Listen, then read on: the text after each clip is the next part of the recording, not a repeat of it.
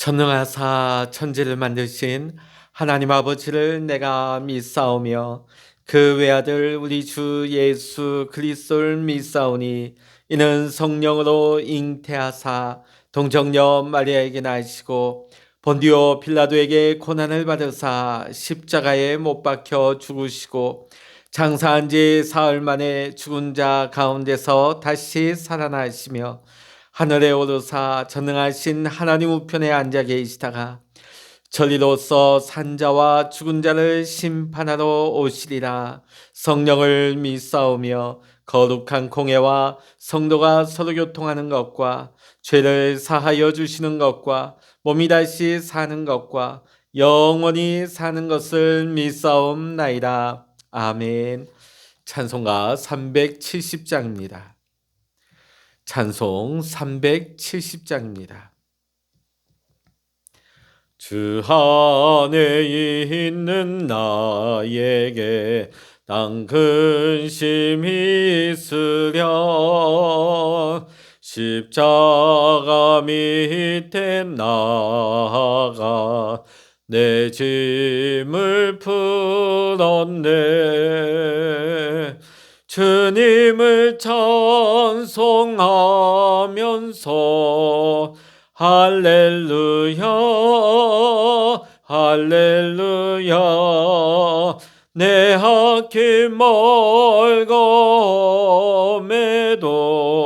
나 주님만 따라가리. 그 두려움이 변하여 내 기도 되었고 전날의 한숨 변하여 내 노래 되었네. 주님을 찬송하면서 할렐루야 할렐루야 내 앞길 멀검에도 나 주님만 따라가리. 내 주는 자비하셔서 늘 함께 계시고 내 궁핍함을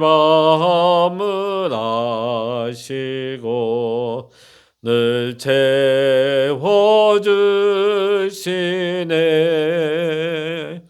주님을 찬송하면서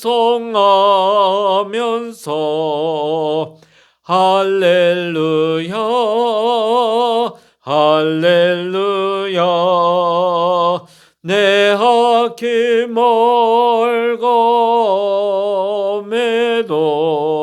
나 주님만 따라가리.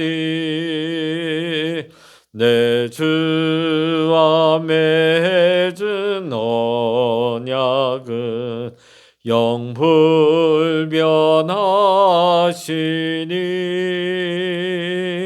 그 나라 가기까지는 늘 보호하시네. 주님을 찬송하면서 할렐루야 할렐루야 내 앞길 멀검에도 나 주님만 따라가리. 아멘. 이 시간 우리에게 주시는 하나님의 말씀 구약 시편 132편입니다. 구약 성서 900면입니다. 900면 시편 132편 1절로부터 18절까지 우리 함께 읽도록 하십니다. 여호와여 다윗을 위하여 그의 모든 겸손을 기억하소서. 그가 여호와께 야곱의 전능자에게 소원하기를 내가 내 장막집에 들어가지 아니하며 내 침상에 오르지 아니하고 내 눈으로 잠들게 하지 아니하며 내 눈꺼풀로 졸게 하지 아니하기를 여호와의 초소 곧 야곱의 전능자의 성막을 발견하기까지 하리라 하였나이다. 우리가 그것이 에브라다에 있다함을 들었더니 나무 밭에서 찾았도다. 우리가 그의 계신 곳으로 들어가서 그의 발등상 앞에서 엎드려 예배하리로다. 여호와여 일어나사 주의 권능의 궤와 함께 평안한 곳으로 들어가소서. 주의 제사장들은 의를 옷 입고 주의 성도들은 즐거이 외칠지어다. 주의 종 다윗을 위하여 주의 기름 부음 받은 자의 얼굴을 외면하지 마옵소서. 여호와께서 다윗에게 성실히 맹세하셨으니 변하지 아니하실지라. 이르시기를 내 몸의 소생을 내 왕위에 둘지라. 내 자손이 내 언약과 그들에게 교훈하는 내 증거를 지킬진대 그들의 후손도 영원히 내 왕위에 앉으리라 하셨도다. 여호와께서 시온을 택하시고 자기 거처를 삼고자 하여 이르시기를 이는 내가 영원히 쉴 곳이라. 내가 여기 거주할 것은 이를 원하였음이로다. 내가 이 성의 식료품에 풍족히 복을 주고 떡으로 그 빈민을 만족하게 하리로다. 내가 그 제사장들에게 구원을 옷 입히리니 그 성도들은 즐거이 외칠지로다. 내가 거기서 다윗에게 뿔이 나게 할 것이라. 내가 내 기름 부음 받은 자를 위하여 등을 준비하였도다. 내가 그의 원수에게는 수치를 옷 입히고 그에게는 왕관이 빛나게 하리라 하셨도다. 아멘. 할렐루야. 오늘도 함께 기도하시는 우리 모든 믿음의 성도님들에게 또 여러분의 가정과 여러분의 일터 위에 오늘도 하나님의 풍성한 은혜와 평강의 축복이 함께 하시기를 주의 이름으로 간절히 축원합니다. 우리 모두는 의미 있는 인생을 살고 싶어 합니다. 자, 그렇다고 하면 어떻게 우리는 의미 있는 인생을 살아갈 수 있을까요? 오늘 그런 의미에서 시편 132편은 우리에게 아주 중요한 해답을 우리에게 주고 있습니다. 오늘 시편 132편은 솔로몬이 하나님의 성전을 다 지어놓고 성전 봉헌식에서 하나님 앞에 찬양으로 드리고 있는 간증의 내용입니다. 오늘 2절의 말씀 같이 읽어보십니다. 저가 여호와께 맹세하며 야곱의 전능자에게 소원하기를 내가 실로 나의 거하는 장막에 들어가지 아니하며 내 침상에 오르지 아니하며 내 눈으로 잠들게 아니하며 내 눈꺼풀로 졸게 아니하기를 여호와의 초소 곧 야곱의 전능자의 성막을 발견하기까지 하리라 하였나이다. 아멘. 사울 왕이 다스리던 시대에는 모든 사람이 하나님과 하나님의 법궤에 대해서 무심했습니다. 관심이 없었습니다. 그러나 오직 다윗만이 그의 삶의 우선순위를 하나님께 두었고 또 하나님의 법궤에 우선순위를 두었습니다. 그래서 다윗은 그 일에 자신의 삶을 헌신하기로 결심한 것입니다. 다윗이 자신의 삶을 하나님께 드리기로 헌신하자 놀라운 일이 생겨나기 시작합니다. 6절과 7절의 말씀을 같이 한번 읽어보십니다. 6절, 7절입니다.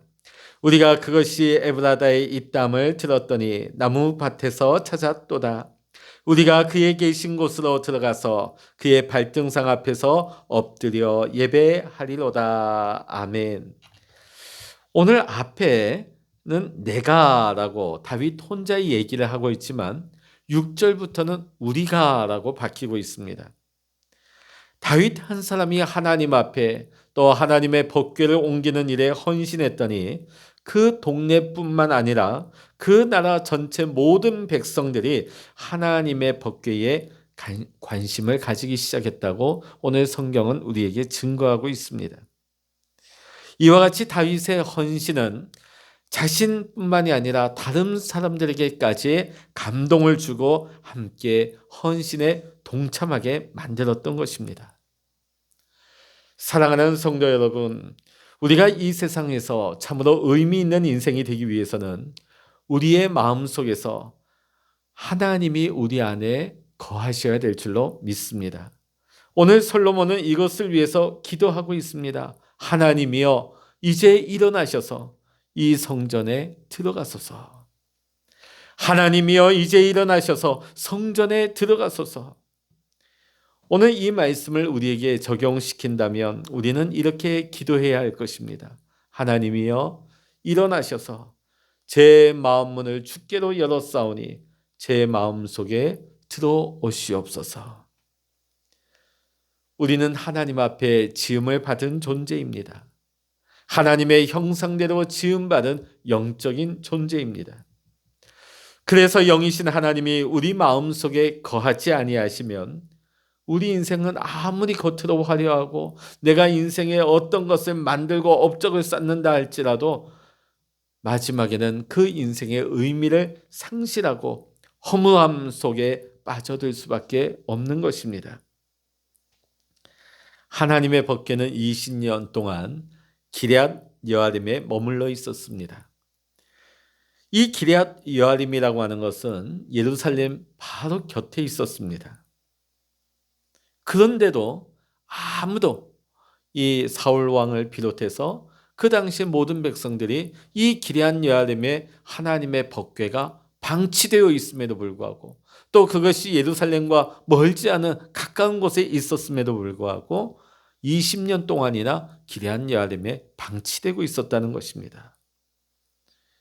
오늘 이 시대에도 이렇게 신앙생활하는 사람들이 많습니다.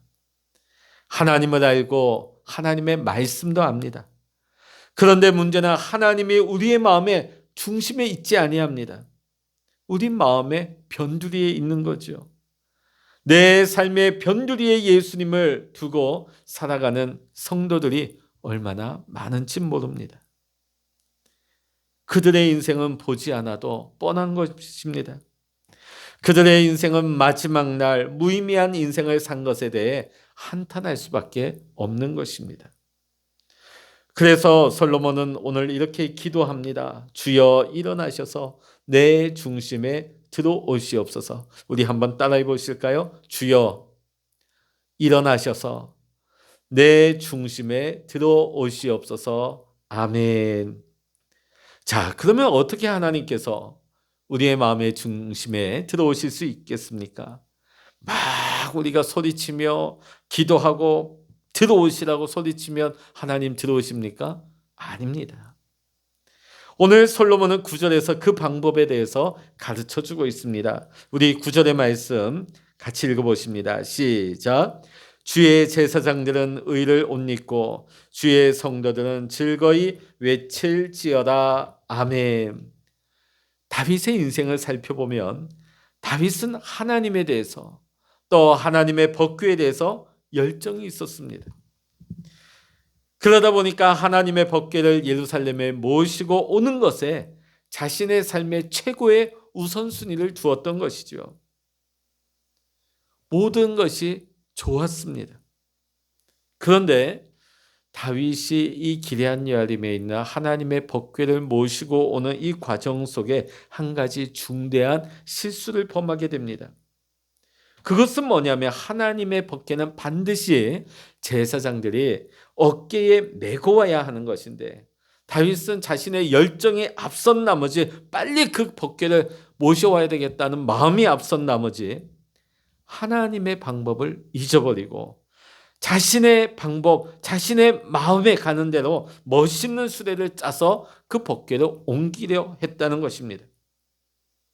수레에 실어서 법궤를 옮겨오는데 그만 그 법궤를 운반하는 소가 뛰기 시작합니다. 그러니까 법궤가 흔들리고 떨어지려고 하죠. 그때에 다윗이 정말 아끼는 신하 웃사가 그 법궤를 넘어뜨리지 않기 위해서 손으로 붙잡습니다. 그 법궤를 넘어뜨리지 않기 위해서 자기의 책임을 다하기 위해서 법궤를 지키기 위해서 그 법궤를 붙드는 순간에 웃사는 즉사하고 말았습니다. 많은 사람들이 이 대목의 말씀을 읽으면서 참 의아하게 생각합니다. 아니, 하나님께서는 하나님의 법궤를 손상되는 것을 막으려고 했던 우사를 왜 죽이시는가? 잘못이 있다면 다윗이 있는 것이지 그 우사가 무슨 잘못이 있단 말인가? 이해도 되지 않고 심지어 그런 처사를 하신 하나님에 대해서 불만이 생기기도 합니다. 뭐 그런 하나님이 다 있어. 근데 오늘 우리는 이 우사의 사건을 통하여서 여기에서 주시는 하나님의 말씀을 들어야 합니다.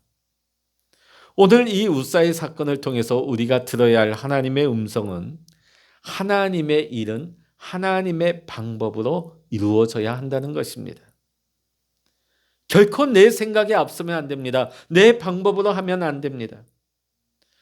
다윗은 열정도 있었고 다윗은 하나님께 최선을 다해서 하나님의 뜻을 이루려고 했습니다. 그러나 하나님의 방법대로 법궤를 모셔오지 아니하고 자신의 방법을 동원하다 보니까 애꿎은 사람 하나를 죽이는 중대한 실수를 범하고 만 것입니다. 하나님이 어떻게 우리의 마음의 중심에 들어오실 수 있을까요? 오늘 말씀을 통해서 우리가 알 수 있는 것은 방법은 단 하나밖에 없습니다. 우리가 하나님의 방법대로 살아야 하는 것입니다. 하나님의 방법대로 산다는 것이 무엇일까요? 어렵지 않습니다. 하나님의 방법대로 말을 하고 하나님의 방법대로 생각하고 하나님의 방법대로 일터에서 생활을 하고 하나님의 방법대로 아버지로서 남편으로서 아내의 역할을 감당하는 것입니다. 우리가 의의 옷을 입고 하나님을 즐거이 찬양하는 삶을 살아가게 될 때에 하나님은 우리의 삶의 중심에 들어오신다고, 내 마음의 중심 가운데 들어오신다고 오늘 말씀을 통하여서 우리에게 가르쳐 주시고 계십니다. 사랑하는 성도 여러분, 우리는 어떻습니까? 오늘 우리 스스로에게 한번 질문해 볼 수 있기를 원합니다. 과연 하나님이 여러분의 삶의 중심에 좌정해 계십니까? 여러분은 정말 하나님의 방법대로 말하며 생각하며 하나님의 방법대로 여러분의 일터에서 생활하고 계십니까? 하나님의 방법대로 가정을 이끌고 있고 하나님의 방법대로 여러분의 자녀를 키우고 있습니까? 오늘 11절에서 18절 또 1절에서 10절까지의 내용과 대칭을 이루고 있습니다. 2절에 보면 다윗이 맹세를 하죠. 자, 그런데 11절에서는 하나님이 맹세를 하고 계십니다. 그런데 하나님의 맹세를 하시는데 그냥 맹세를 하시는 것이 아니라 성실히 맹세를 하시죠. 다윗은 하나님의 일을 위해서 헌신을 하고 하나님은 다윗을 위해 헌신을 하십니다. 이것이 귀하고 성숙한 하나님을 믿는 신앙의 아름다운 관계인 것입니다. 우리가 하나님 앞에 헌신할 때 하나님도 다윗에게 헌신한 것처럼 주님을 사랑하고 경외하는 자에게 하나님은 우리의 삶에 헌신하시는 것입니다. 오늘 우리의 신앙의 삶이 오늘 다윗과 같이 될 수 있기를 간절히 소원합니다. 오늘 15절부터 18절까지 나오는 내가 이 내가가 누구입니까? 사람이 아니라 하나님이십니다. 특히 15절 말씀 보면 내가 이 성의 식료품에 풍족히 복을 주고 양식으로 그 빈민을 만족해 하리로다. 이 말씀이 무엇입니까? 하나님께서 우리의 먹을 것을, 우리의 앞날을, 우리의 미래를 책임져 주시겠다는 약속의 말씀입니다. 참새 한 마리가 땅에 떨어지는 것조차 하나님의 허락이 없으면 떨어지지 않는다 했습니다. 하물며 우리이겠습니까? 수많은 사람들이 오늘 하나님께서 주신 이 축복의 날들을 허비하며 살아가는데 무엇 때문에 허비를 하느냐? 앞날에 대한 불안과 염려라는 것이죠. 미래에 대한 우리의 불안과 염려로 말미암아 하나님께서 오늘 우리에게 축복으로 주신 이 날들을 의미 있는 인생을 살지 못하는 사람들이 얼마나 많은지 모릅니다. 왜 사람들이 현재의 삶을 의미 있게 살지 못하는가? 미래에 대한 불안, 염려 때문이죠. 나의 노후는 내가 어떻게 살 것인가? 내 자녀의 앞길은 어떻게 될 것인가? 내 재산은 앞으로 어떻게 될 것인가? 수많은 사람들의 미래를 염려하며 오늘을 허비해버립니다. 오늘을 무의미하게 놓쳐버리는 것이죠. 그러나 오늘 하나님께서는 우리에게 말씀하고 계십니다. 참으로 너가 의미 있는 인생을 살려고 한다면 그 미래를 온전히 나에게 맡겨라. 할렐루야. 하나님 앞에 여러분의 삶을, 여러분의 미래를 온전히 맡기시기를 주의 이름으로 간절히 축원합니다. 우리의 미래는 우리가 책임지는 것이 아닙니다. 내 인생은 내가 짊어가는 것이 아니에요. 하나님이 내 삶을 섭리하시고 하나님이 온 우주를 섭리하실 뿐만 아니라 우리의 자손 대대, 우리 자손들의 앞날의 모든 인생까지도 눈동자와 같이 섭리하시고 계신다는 것을 우리가 마음속에 믿을 때에 참으로 우리의 인생은 의미 있게 다가오게 될 것입니다. 오늘 이 시편 132편의 이 축복의 말씀이 여러분의 삶을 의미 있게 만드는 축복의 말씀 될 수 있기를 주의 이름으로 간절히 축원합니다. 기도하시겠습니다. 할렐루야. 하나님 아버지, 우리가 아무리 하나님의 일을 한다 할지라도 하나님의 방법보다 내 생각과 내 방법이 앞선다면 하나님의 영광을 가리우고 실패할 수밖에 없습니다. 오늘 우리는 하나님의 일을 감당할 때나 이 세상에서 우리가 언제 어디서나 살아갈 때에 하나님의 방법으로 살기를 원합니다. 하나님의 방법으로 생각하고 하나님의 방법으로 말하고 하나님의 방법으로 내게 주어진 모든 일들을 감당하게 하여 주시옵소서. 또 하나님께서 우리에게 주신 이 귀한 날을 막연한 앞날에 대한 불안과 염려와 걱정으로 허비하지 아니하기를 원합니다. 온전히 내 삶을 하나님 앞에 믿음으로 맡길 때에 내 삶을 섭리하시고 주관하시고 책임져 주시는 내 삶을 향한 하나님의 놀라운 계획을 이루어 가시는 하나님, 그 놀라운 일들이 하나님 우리의 삶에 나타나고 이루어질 것을 믿으면서 오늘도 하나님과 동행할 수 있는 귀하고 복된 날이 되게 하여 주시옵소서. 오늘도 우리 믿음의 성도님들 기도의 골방을 축복하여 주시고 그 기도의 골방에서 기도할 때에 하나님 우리의 가정의 모든 근심과 염려는 벗어지게 하시고 우리 믿음의 성도님들에게 영육간의 강건함과 앞날의 하나님 형통의 축복을 또 우리 자녀 후손들에게까지 하나님의 축복이 천대까지 내려가는 은혜를 더하여 주시옵소서. 모든 감사와 영광을 우리 주님께 올려드리며 우리 주 예수 그리스도의 이름으로 간절히 기도하옵나이다. 아멘. 찬양하라 내 영혼아, 찬양하라 내 영혼아, 내 속에 있는 것들아 다 찬양하라. 기도하라 내 영혼아, 기도하라 내 영혼아, 내 속에 있는 것들아 다 기도하라.